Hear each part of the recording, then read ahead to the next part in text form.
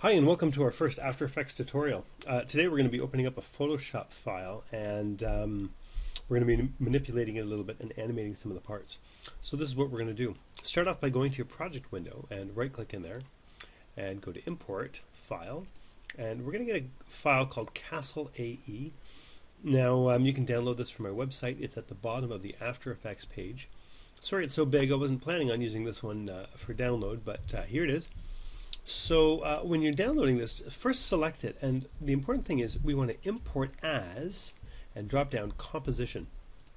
And what this is going to do, just click open, what this is going to do is it is going to give us in our project window a new Castle AE composition as well as all the layers. So if you take a look, these are the layers that are found in this Castle Photoshop image. They're all PSD layers.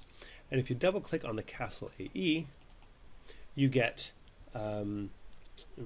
the image, okay? And down below in your timeline we've got all of these different layers and they've all been named already. Now you can use your mouse wheel to scroll in and out. This is a pretty big image. I think it's HD but double wide and a little extra. So it might not be fitting in your screen. Maybe you're just seeing this right now. You just have to use your wheel to scroll down. Or what you can do is you can go down to the bottom left corner of your composition window and just change it to maybe 50%. Oh, maybe even less. 25% seems to fit in my window. Again, we can change our resolution from full down to half if your computer's going too slowly. Now what we're going to do with this is we're just going to animate some components. We're going to make the boat sail out of the harbor.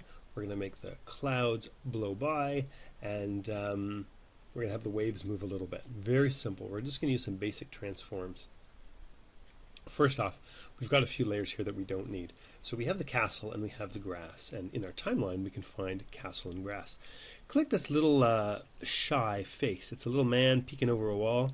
Okay, this is the shy layers. It makes those layers shy, and if you go up to the top of the timeline, you can hide all layers for which shy switch is set. That's hide shy layers. This just gets them out of here. They're still in your composition window. You haven't deleted them. We're not going to animate them, so we don't have to keep scrolling past them. This window, this timeline window, can get really, really huge, even with the basic stuff that we're going to be doing. And so just keeping it as neat and tidy as possible is always helpful. Now what we're going to do is we're going to start with the boat layer. Okay, so select your boat layer and actually double click on the boat layer. When you double click on a layer, it's going to isolate that layer and show you exactly what it looks like without anything else around. And so here it is. Now, in the center, this is the anchor point. If you position or rotate or scale, everything scales and positions and rotates around this anchor point. We want to move this anchor with the Move tool, okay, found on the top left of your screen. By default, it should be selected. We want to move it down to the hull of the boat. Basically, when the boat is sailing at a harbor, we're going to have it rotate a little bit, and it's going to rock back and forth, and it's going to rotate or pivot around this point. So once you've moved your anchor point, you can go to the top and layer boat. We can close that down. Okay, now that means, unfortunately, that our boat has flown into the sky, and we just have to grab it and move it. And I want to move it, and I want to maybe position it right so it's close to the shore here. Okay, our first keyframes. With boat selected, there's a little triangle to the left of it. You can open that up, and then it says transform. Open that triangle up as well. And we have our basic transforms. Position is the one that we want. Now an easier and faster way to do this is hit P on the keyboard. So if I just hit boat again and hit P on the keyboard, now we just have the position. If you hit A, it goes to anchor, S goes to scale, R goes to rotate, and oddly enough, T goes to opacity, which I always figured had to do with transparency, but T, not O, is opacity. So we want to hit P, all right? So there's position. We want to make sure our timeline is set at 0 seconds, right at the beginning. And it'll give us our position coordinates. Yours are probably close to mine. They don't have to be exactly right. They just have to be close to shore. And click on this little stopwatch to the left of the P in position. What that does is it sets a keyframe, so it remembers that position. It sets a little yellow diamond at 0 seconds, which means at 0 seconds the boat has to be here. Now let's just move our CTI, current time indicator, over to 8 seconds, and then grab our boat and just shift it over to the left side of the screen. Okay, perfect. What we've done is we've set a second keyframe. By changing the position at a new time, it makes a new keyframe. The keyframe at 8 seconds or so simply says be in this position. The keyframe at the beginning says be in this position, and the computer is just going to interpolate between A and B. So now if you move your CTI from 0 to 1, the boat is going to move along. Perfect. Now, we don't actually want the boat to start sailing until 4 seconds.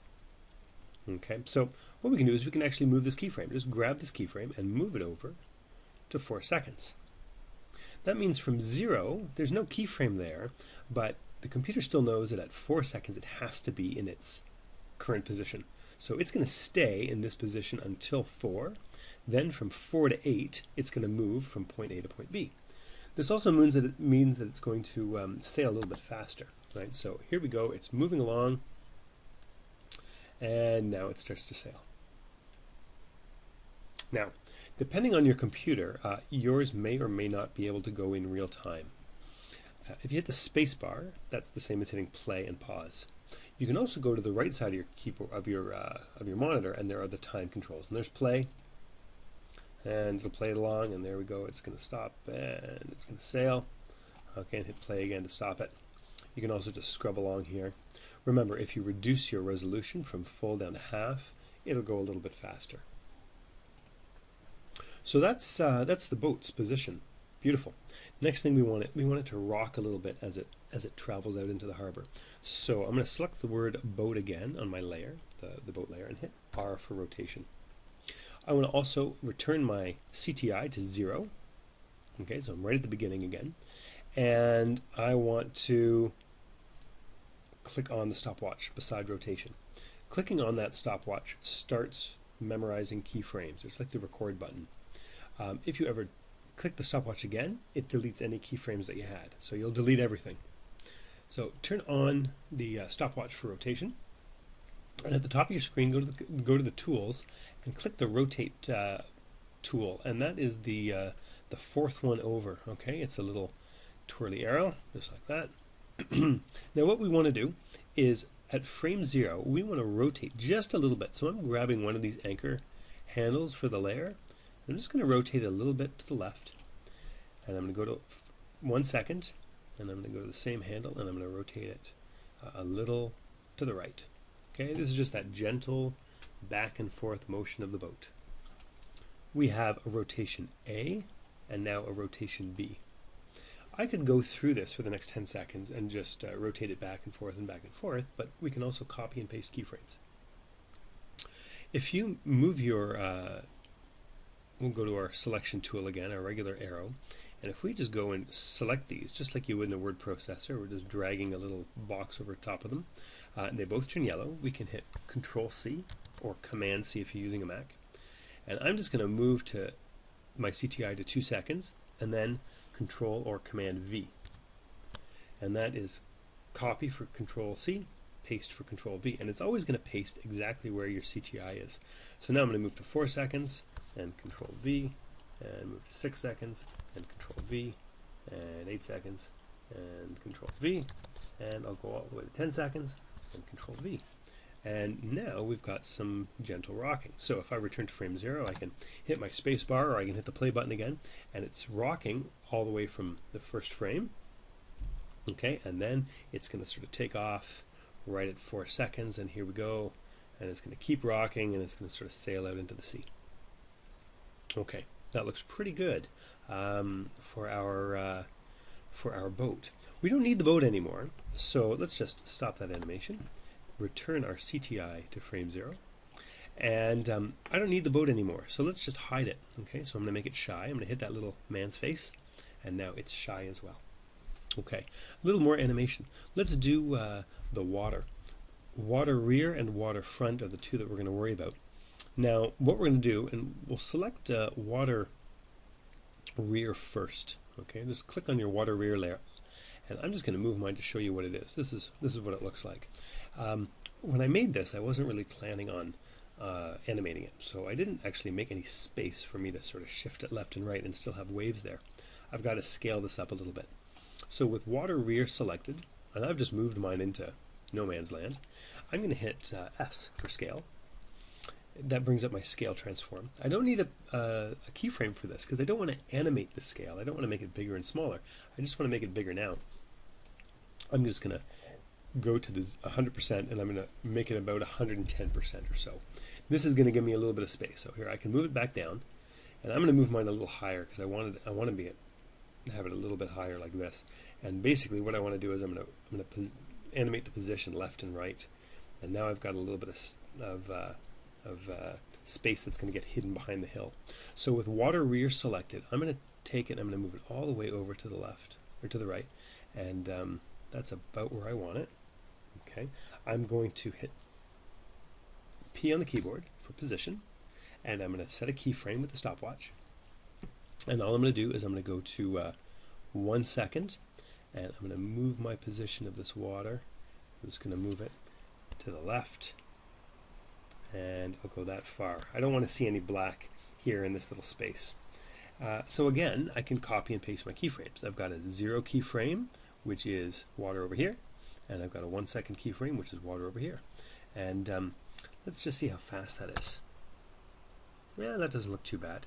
Now remember, the closer your keyframes are, the faster things go. So maybe I'll slow this water down a little bit, and I'll just take this keyframe and move it to 2 seconds. That might be a little bit better. I don't want it to be too rough. I'm going to select both again. Okay, Control C. I'm going to go now to 4 seconds, Control V, and I'll go to 8 seconds, Control V, and I'll go, well, that's all I need to do. And so now, if I hit the play button, we've got our waves sort of going in the background. Now watching this, I'm thinking, oh, maybe they're not quite fast enough. Maybe I do want them to go a little bit faster. Let's see. Yeah, I don't think they're quite fast enough. So I can either undo that, or I can just, well, I could scale the keyframes. I won't worry about that. What I'm going to do right now is I'm just going to sort of move these ones over, delete that. Okay, so I can hit delete on the keyboard. I've moved them down to 1 second apart, and I'm just going to do it again. So Control C, move to 2 seconds, Control V, move to 4, Control V. This is going to make those waves a little bit rougher. They were just a little too slow before. And I'm pretty happy with that, I think. And now I have to do the exact same thing to the water at the front. So I'm going to take the water at the front, click on the layer, and hit the S key on the keyboard for scale. I'm just going to move my front water up a little bit so I can see how big it is, and I'll make it 110% as well, or so. It doesn't have to be exact. I'll move it back to where it's supposed to be. There we go. Okay, and I'll move it all the way over to the left. There we are. That's nice. Okay, so with water front selected, I'll hit P on the keyboard to set position keyframes. Click on the stopwatch. Oh, whoops. Now, it's not a big deal. I've just made a keyframe all the way at 10 seconds. So here, I'm just going to turn the stopwatch off again, drag it all the way to frame 0, and then turn it on again. It's not really a big deal in this case because that keyframe is just some information that I'm going to be putting in a second anyways. But to make things simple, I'm going to always make sure I go to frame 0 before I hit the stopwatch. Now I'm going to do the same thing.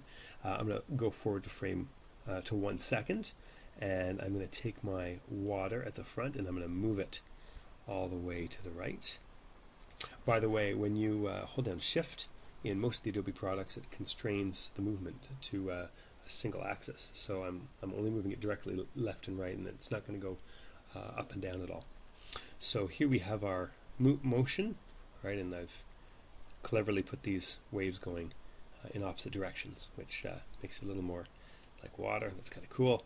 And now I'm just going to do that copy paste thing again. So I'm going to copy these ones, Control C, and I'm going to paste them. Control V, 4 seconds, Control V, 6 seconds, Control V, and if I'm not exactly right, you know what, no one's going to notice, not for these rough waves. Okay, so those are some basic keyframes. Come back for part 3 of this tutorial. We're going to have the clouds moving, and we're going to change the sky from a day sky to a night sky. See you later.